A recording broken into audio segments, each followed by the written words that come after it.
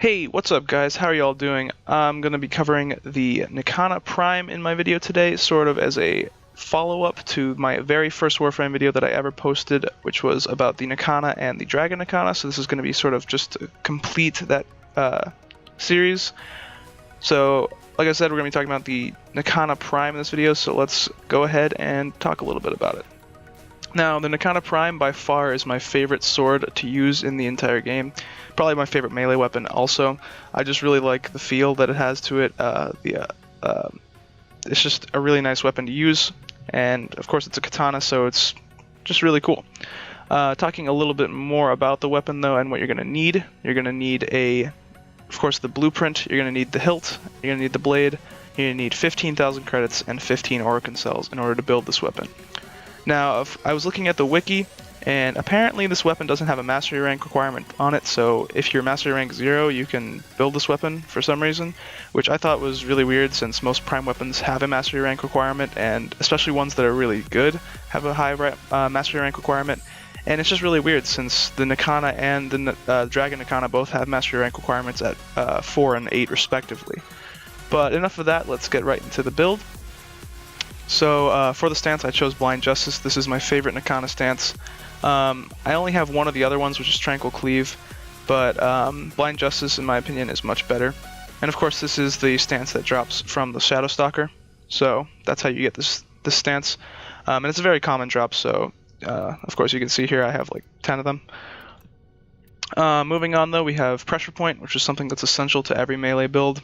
We have Buzzkill to increase our slash damage, and of course this can be replaced with Jagged Edge if you don't have a Buzzkill, but I'm going to be using Buzzkill because I have one.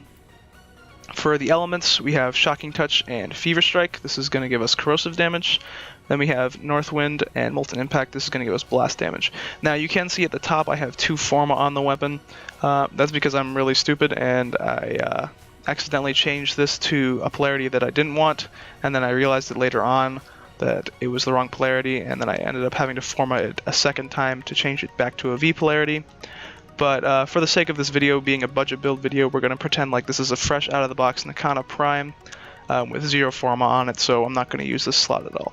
And then to round out the build, we have a Fury. This is just going to give us a little bit more attack speed. And without further ado, let's get right into the gameplay. Now, one thing I did forget to mention about the Nikana Prime a little bit earlier was that this melee weapon does have the highest base damage out of all the single-handed swords in the game. It is higher than both the Dragon Nikana and the Broken War Sword. The Nikana Prime has a base damage of 95, making it the hardest hitting single-handed sword in the entire game up to this point. And like I said before, the Nikana Prime is probably my favorite melee weapon to use in the entire game. And that's just going to about wrap it up for this video. Nikana Prime is a great sword that any player should be trying to get their hands on. It's a fantastic weapon. I hope this video was helpful to you and that you enjoyed it. Please be sure to leave a thumbs up below. Your support on my videos helps me and inspires me to make more videos for this channel to help you guys out. Yeah, thank you very much for watching, and I'll see you in my next video.